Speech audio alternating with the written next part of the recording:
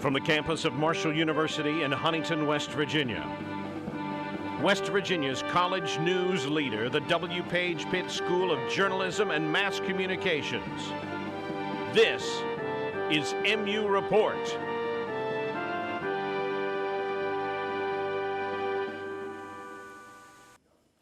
Hello and welcome to this first edition of Marshall University's MU Report, a student-produced newscast of the W. Page Pitt School of Journalism and Mass Communications. We're glad you're joining us. I'm Kaylin Boardman.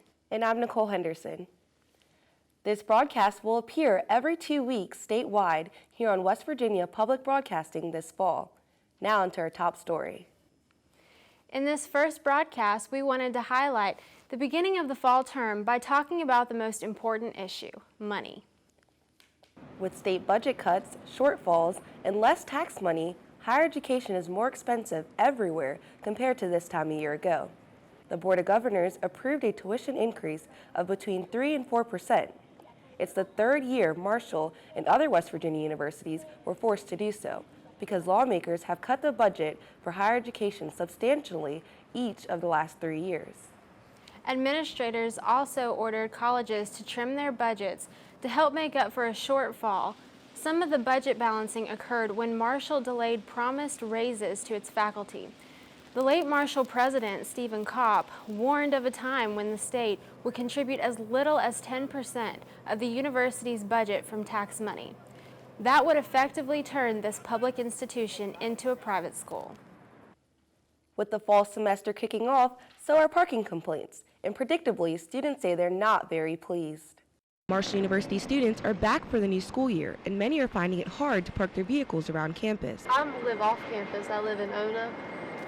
So I have to leave my house like an hour before just to find parking, because I'm doing like circles around the lots all the time trying to find parking. I hate it. It's terrible. There are never any spots. The parking people, the ticket people are very rude, and I just don't think it's a very efficient way for students that commute to campus for them to find spots. I think it's ridiculous. You have to pay $3,700 in tuition and $80 for a parking pass. I don't think there should be a parking pass. Not only are parking places that students consider to be convenient limited, but they also have to compete with professors to get them. We have a lot of parking lots, but a lot of them are designated to employees, and sometimes employees like to park in the student parking lot, so that takes up our parking spaces.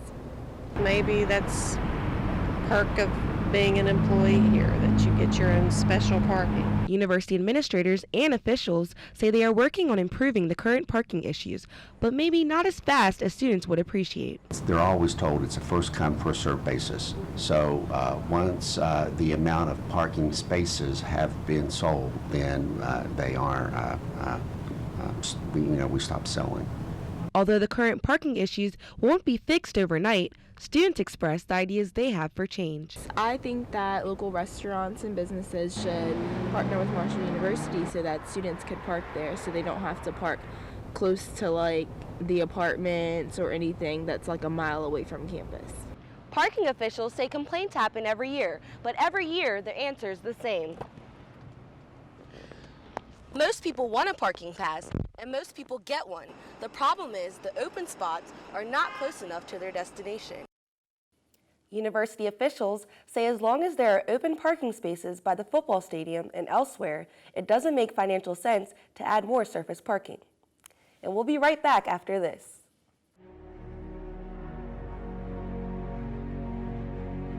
Let it be known that Marshall University serves students who appreciate the value of higher education and its importance to quality of life.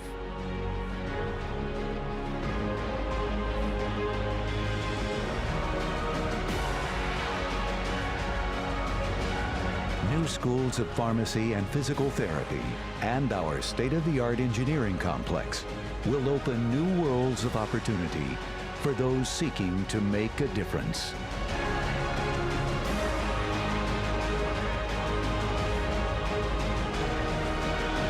Let the following words resonate across America. We are strong.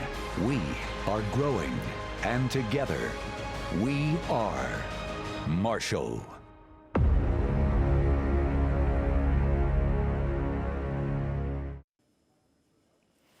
Another big part of adjusting to college is, for many, living on campus.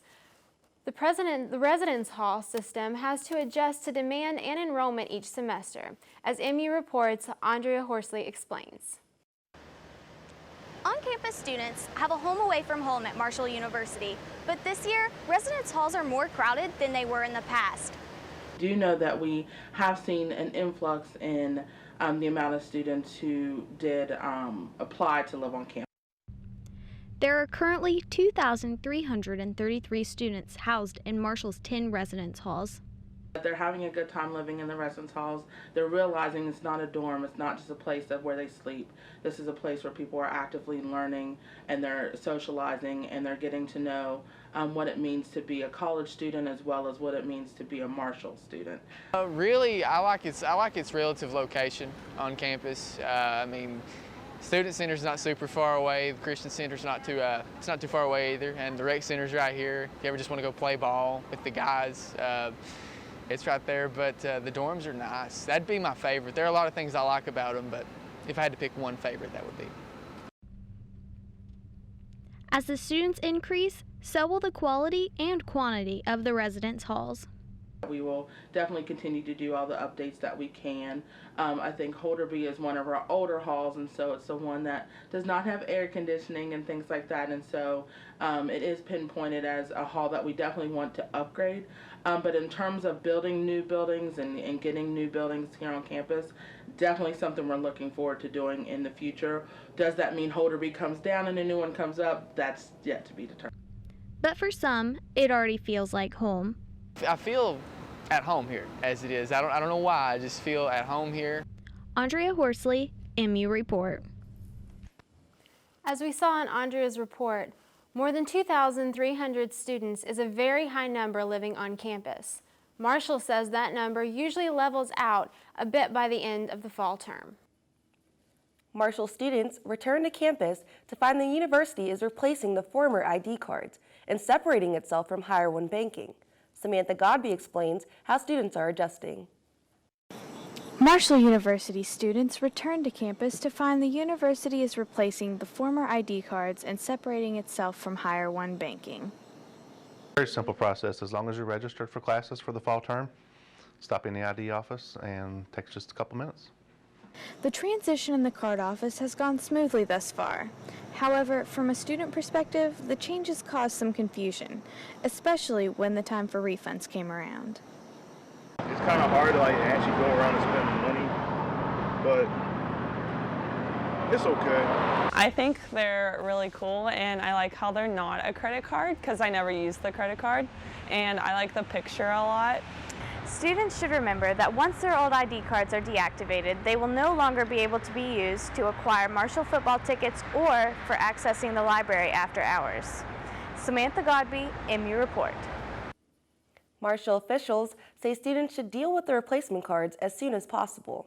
Although old card deactivation will come with a warning, it will come sooner rather than later. College can be an intimidating experience for anyone. Many freshmen are still learning to adjust from high school, and some of the female engineering students are learning just how much of an adjustment they'll have to make. For a long time, engineering was thought of as a man's field. Even today, there are few women majoring in engineering in college. In fact, this year's freshman class has only 24 females in a class of 125. That's just above 19%. Despite being the minority, these girls plan to push through. Don't feel intimidated at all. Just because you're surrounded by a bunch of males doesn't mean your opinion doesn't matter. Yes, your opinion might differ from theirs, but just because of that doesn't mean it doesn't matter. And it might be right, might be wrong, but it's not their determination on males' aspect also. Dr. Salem, who is a chairman and professor of engineering, says females tend to shy away from engineering, but the department is doing what they can to get more females involved. And they hope to have more female students in the next few years. You have to study all the time, and being an engineer, our groups of people that we would study with are mainly boys. And it's a little bit intimidating at first. You just want to go with the group opinion and seem like you know everything that's going on.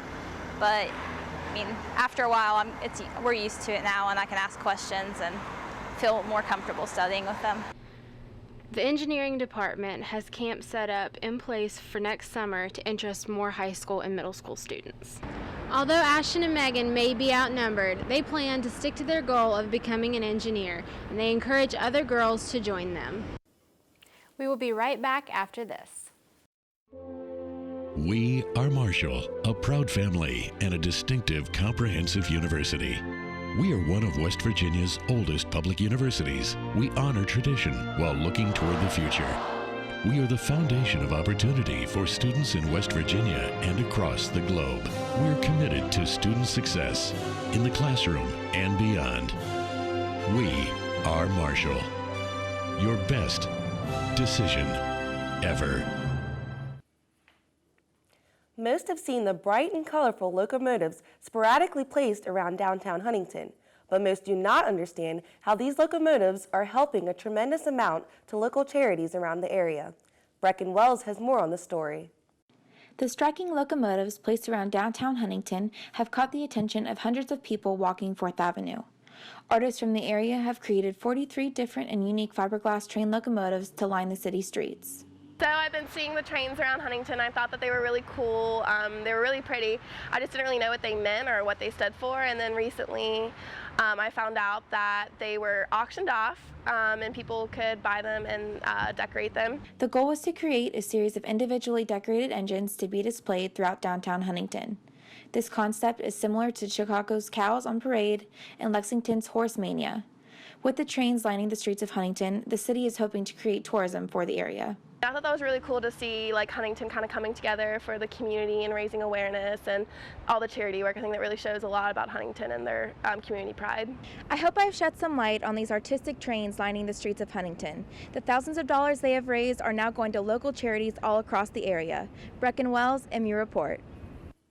The reason Huntington artists use steam locomotives is because Huntington started as a rail hub for the Chesapeake and Ohio Railway. It remains a major rail city today. Marshall students were offered prizes and a chance to meet Marco at this year's first Green Friday last week. Here is MU Report's Brittany Morgan to tell us more. Marshall University Communications, along with the University Bookstore, tested students' knowledge of Marshall and Marco during the year's first Green Friday. It's just another way that we hope that we can connect with the students and they can just have some fun and get involved and get excited about being here and excited about being part of the Thundering Herd. University Communications Day, College Colors Day, offers students the chance to win Marshall gear, tickets, and bookstore gift cards. There's lots of prizes, lots of stuff going on, just a lot of fun out here as we get ready for the first football game this year. Students posed for photos with Marco inside the bookstore and enjoyed trivia out on the plaza of the Student Center. I think that it is great that they're bringing Marco out here. It's an awesome experience, get people interacted. And the raffle is wonderful because it gets people to test their Marco knowledge, test their Marshall knowledge, and win a bunch of great prizes. Students also have the chance to win Fan of the Week by submitting a photo to the University Communications Facebook page with the hashtag HerdGreenFriday. With the first Green Friday behind us, University Communications hope to see more students participating in their contests, interacting with Marco, and showing their herd spirit. Brittany Morgan, MU Report. That's all the time we have for this edition of MU Report. Our 2015-2016 schedule will be posted on the website this week. We're always on YouTube, and you can follow us on social media. Our advisor is Dr. Christopher Swindell. You can reach him at swindell@marshall.edu. West Virginia Public Broadcasting will re-televise this show Monday, and we will be back with another program in 2 weeks. I'm Kaylin Boardman. And I'm Nicole Henderson. Thanks for watching MU Report, and have a terrific day.